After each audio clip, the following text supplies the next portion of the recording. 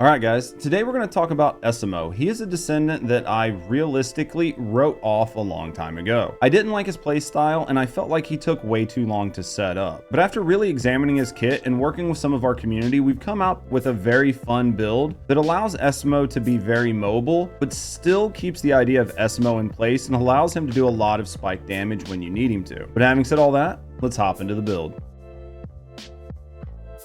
Alright guys, so when it comes to the guns for Esimo, we are going to be looking at Secret Garden. Esimo is a tech Descendant, and the Secret Garden synergizes very well with tech Descendants and really helps to boost their damage. So our goal here is to keep Secret Garden in his hands while we're using his skills. Now when it comes to the cores on this, we are going to build this out more as a stat stick, so we are going to go ahead and put 3 sprint speeds on here. When it comes to the red mod and the purple mod here, you can put something on to do a little bit of damage, but realistically you're not going to be shooting this gun a whole lot, so you can leave those off if you're looking for more of a budget build. When it comes to the roll on the weapon, if you are trying to roll the weapon, you're going to want to look at firearm attack, firearm crit hit damage, firearm crit hit rate, and then I did put order of truth on here just because I use this a lot on Inez. But anymore, it's a very general stat stick and you can leave that off if you want. For the weapon, I'm going to show you 2 builds on it. At the end of the day, I normally don't show builds on stat sticks, but every once in a while people ask me, hey, can you give me a build for that? You're not going to be shooting this gun, but if you are looking for a build, you can put the top build on it. Now, if you're looking to use this more as a stat stick, definitely consider just slapping the mods on that you see down bottom. At the end of the day, building this out for a stat stick that just gives you quality of life is going to be better because you're not realistically going to be shooting this weapon and you're not going to be doing a lot of damage with it. So there's no reason to invest a lot of cores in this gun. We are going to go ahead and put the last dagger on Esimo, though again, you're not really going to be using this a whole lot. Esimo does really good damage with his skills and he has really good uptime on his skills. So you're not going to need to use this gun, but sometimes people like to have guns just in case they feel like they're doing a little bit less skill damage than they would like to. So for this, we're using a very general build. So for the cores, we've got firearm crit hit damage, 2 firearm attacks, and 2 fire rates. When it comes to the rolls, again, this is a very general built weapon. So we have firearm attack, weak point damage, bonus damage versus Colossus because we do use this gun against Colossus, and we have firearm critical hit damage. For somebody like Esimo, since he does not have unlimited ammo, you're going to be looking at mods somewhat set up like this. The goal here is that he has Firing Fiesta, which gives him a few extra seconds of unlimited ammo to really let him crank the damage out. Other than that, everything else on here is just really ratcheting up his damage. And then we do leave the Toxic Enhancement uncored or Catalyst. The main reason we do this is so you can swap that out with whatever element is more advantageous for the content you're playing in. That is why it's built like this, but feel free to make any changes to the build that you think you need to.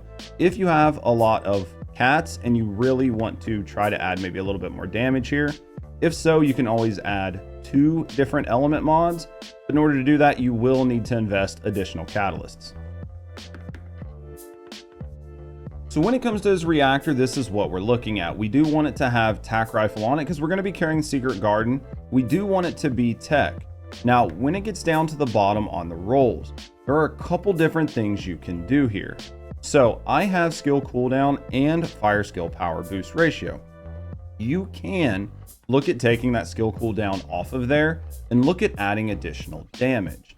Now I have the cooldown on there because even with his narcissism, this helps in keeping him feel like he has a lot of uptime on his skills.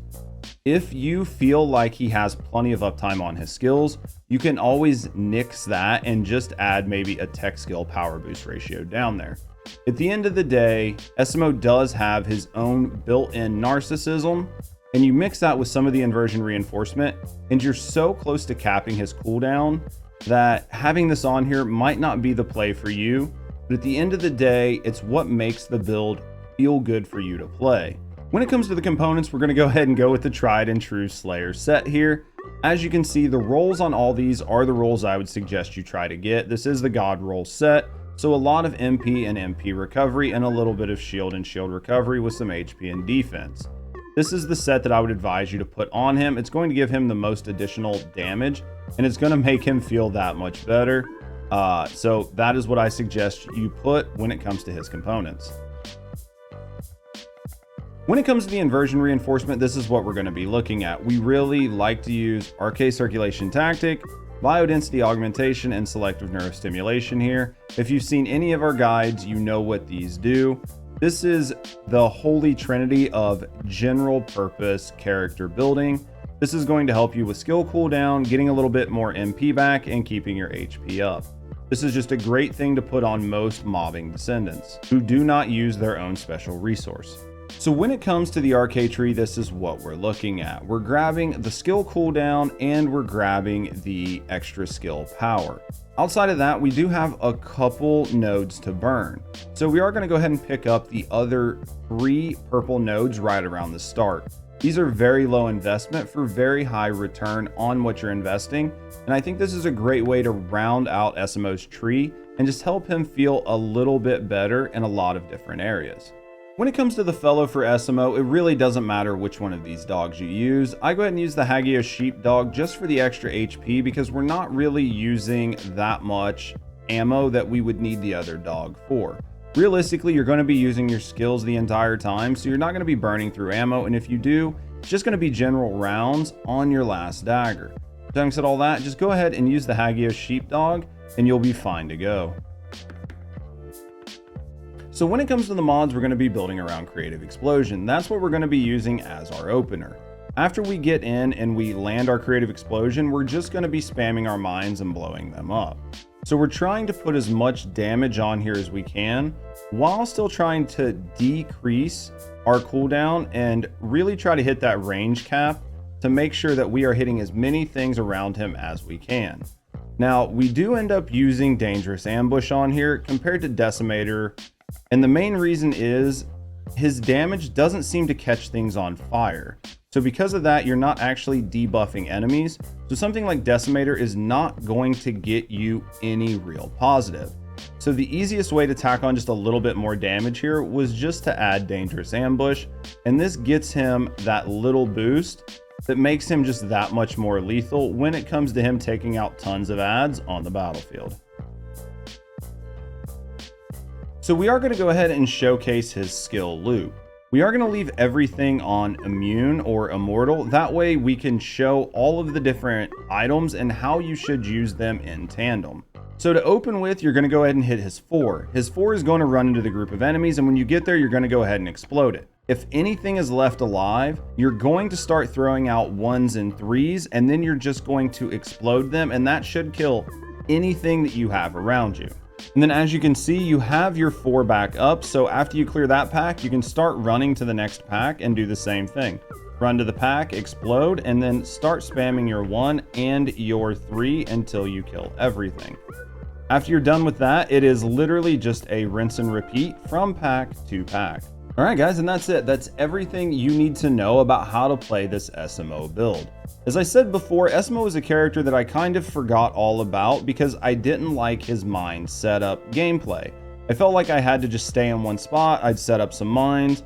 By the time I was ready to explode them, everything would be dead, and then I was moving off to the next area. But with this Transcendent mod and this playstyle, I often find that I'm leading the charge and I'm one of the first people there to kill the enemies, and then I'm just doing cleanup with my mines, and then I move off to the next pack. Let me know down in the comments below, is this something that you're interested in, or do you think there's an even better gameplay loop for Esimo? I'd love to look at additional builds, and letting me know down in the comments is the best way for me to know which Transcendent mods to look at next. But having said all that, if you enjoyed the video, consider liking and subscribing to the channel for more First Descendant content. And if you want to get to know us and the community, consider coming over and watching us on the live channel. We stream 5 days a week on Twitch, and we would love to see you and get to know you and have you be part of the community. But having said all that, thanks for watching, guys, and as always, have a great day.